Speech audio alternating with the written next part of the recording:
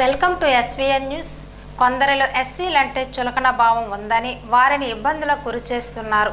ఖర్చు పెట్టే ఎస్సీలు కావాలి, గెలిపించే ఎస్సీలు కావాలి, కానీ ఎస్సీ ఎమ్మెల్యేలకు అధికారంలో ఉండకూడదు, తొక్కేయాలా?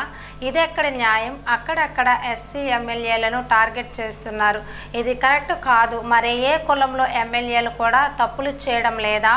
ఎస్సీలు కాలు పట్టాలి, వారు బానిసలుగా ఉండాలి అన్న భావన కరెక్ట్ కాదు. ఏం ఇది కరెక్టా?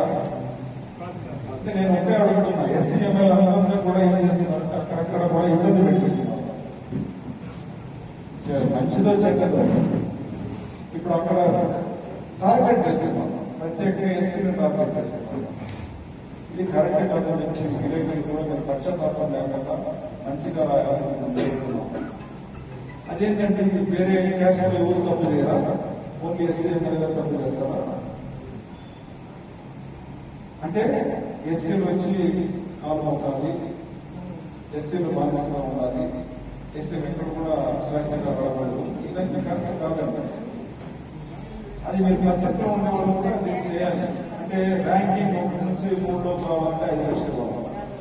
మాకెందుకంటే 5 లక్షలు ఇచ్చి ర్యాంకింగ్ తీసుకోవడం